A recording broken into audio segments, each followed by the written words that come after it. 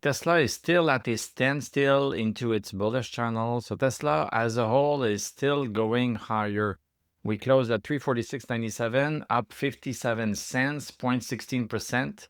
Post-market up by 31 cents. This is the bullish channel. This is where it is. So right now, we are zigzagging between the top and the bottom is getting higher. We gapped up last Friday. We gapped up and we are maintaining ourselves. So this is good news. It's not just falling down. Stocks tend to fall down when they don't have a constant supply of buyers. Because lots of sellers are taking profit all the time, we need to have the constant push of buyers to prevent a stock from going down. So right now, we are hanging up in mid-air. It's possible that we go down. The next move, again, is going to be above 360.65, above 372. This is going to be the big move that we are going to see. In terms of indicators, everything is good on the daily chart. Let's take a look at the 1 hour chart. Yeah, look at this. We see it very clearly. This is the bullish channel right here. We are bouncing on it. Look at this, bouncing on it. Now we are getting close to it. It's really possible that tomorrow we have a little bit of a bounce. I don't know if this will happen, but it's possible that we have a bounce. And if we break above 349.37 on the 1 hour chart, this is going to be a nice entry back in on the 1 hour chart. And then the next resistance is going to be 355. This is going to be a good one on the 1 hour chart because we have caved in there in the past. We have caved in at 355.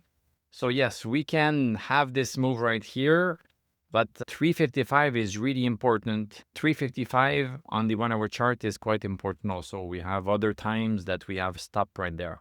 Tesla is in a big congestion region. Lots of resistance. This is why things are not moving like Tesla can move. It can move like crazy. Since the beginning of the year, we had pretty much a standstill since May, but Tesla, when it goes, it just goes like crazy. So we could be expecting a further move after we break 372. Right now, in terms of indicators, we are losing stochastic over 60. So at the same time as we are coming close to the support, we are losing an indicator that is telling us the force that we have in the stock. This bounce right here still has not happened yet, and it's possible that it does not happen. It's possible that it happens, but what we need to watch for is 349.37. If we saw a move right here, we can take a little bit of a swing to 355, and if we are lucky, it could continue to 360. This is the number to watch right here on the 1 hour chart. In order to go long, in order to go short, this is the number to watch right here, 344.66, because we are really getting stuck right here on the 1 hour chart. So breaking lower than 344.66 would mean that we should be continuing lower, assuming that we have crossed this bullish channel support. If we have not crossed it, then we would be going lower, but we could get a bounce on this. I would not short right here. I would short only if we cross and then break that 344.66 for a possible move down to 339.45 first and 335.73 seconds and 335.73 seconds. And if you want to learn how to draw these wonderful lines that predict future stock movement, I have a live masterclass that is coming up October 12th. This is a Sunday from 1 p.m. to 3 p.m. This is going to be live. I'm going to show you exactly how I draw my lines and what I think about when I do them so that you can draw lines on any stock of your choosing. Discord members will get access to this masterclass, this live masterclass, free. Check out the description below. Also, the Federal Reserve decision next week is going to change a lot of things, so maybe things are just going to move super high at that point. VIX continuing lower, barely lower, 0.07. It's better than nothing. I like the big wick right here. We tried to go higher, but we were really squished down. Dow Jones, yeah, let's take a look at Dow Jones. This is a nice test case about support lines. Look at this support line right here, moving higher. And right now we are making it up at 45,765. Look at this, right smack on that line. So this is going to be a nice move up when we break this. This is going to be good. Let's keep our eyes peeled for that. S&P 500. Let's take a look at the 1 hour chart. So yeah, we are still above our congestion zone. We have zigzagged outside and inside of it, but now we are maintaining ourselves. And today, I like the move that we had today. We are up only 0.27%, but look at this. We tested it very strongly in the morning, and then look at this, climbing at every candle. So this is a very definite move. I like to see this. Nasdaq, same thing. Definite move above the 21-day EMA. Nasdaq, to have a big move, we need to break that 23,964. We need to break this line right here to have a nice push up. Russell, just a bit of a pullback. It has been doing very nice for the past days. Let's take a look at the heat map of the market. Now we have some green, we have some red, we have some black, pretty much evenly distributed.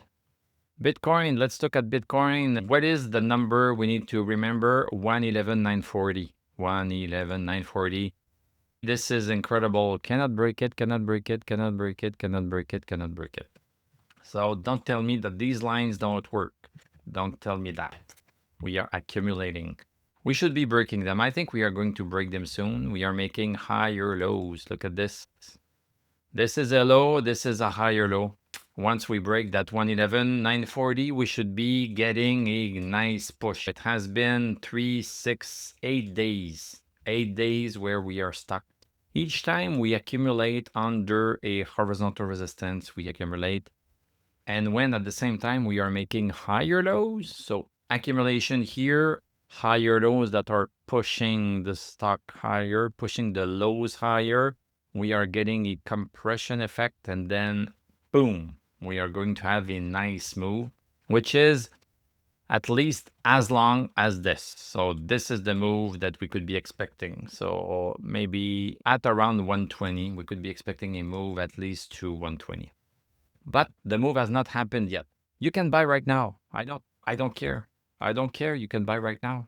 You can buy right now. You don't need to wait for me to say, okay, this is good. You can buy right now. This is coiling.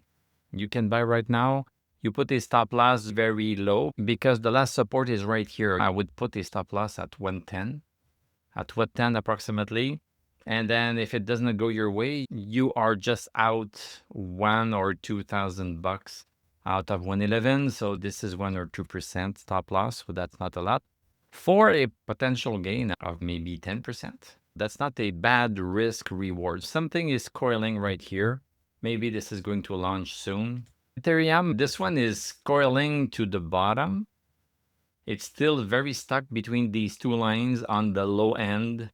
If we break that 42.59 right here, then this is not going to be as good news as if we break above 44.91 right here. In terms of economic data, non-farm payrolls annual revision. So the US economy added 911,000 fewer jobs in the 12-month through March 2025 than initially reported, the largest downward revision since at least 2000, according to the BLS preliminary benchmark revision. So nearly all sectors added fewer jobs than initially estimated, with the steepest downward revisions in leisure and hospitality. This is not good. Most likely the Fed is going to lower the rates because the economy is suffering. It is suffering. Based on this number, this is suffering. And on Thursday, core inflation is going to come if inflation is lower. So the forecast is pretty much the same as it was previous. So if it's lower than that, people are going to be even more sure that Powell is going to decrease the interest rates. Let's take a look at some Tesla news. So Tesla AI5 and AI6 chips boost autonomous driving and robotics milestone. Tesla is advancing its AI infrastructure with AI5 and 6 chips, boosting autonomous driving milestones like self-delivering Model Y vehicles and supporting robotics like Optimus. These developments amid regulatory challenges and competition position Tesla as a key AI player, influencing stock surges and Musk's proposed compensation. Wow, very nice. And yes, of course, Elon has a $1 trillion compensation plan that is going to be voted, I think, in November. But yeah, we should be seeing a little bit of action maybe tomorrow, maybe the day after, right here, because the stock is going to have to make a decision. Is it going to hold? Is it going to continue into this bullish channel, or is it going to get outside of the bullish channel? So that will influence what is going to happen after that. Thank you very much for watching. Thank you for liking, commenting, subscribing. If you like what I do, you can become a YouTube member. Click on my TradingView affiliate link. I'm going to wish you a great evening. We are going to talk tomorrow, and I'm going to tell you à la prochaine.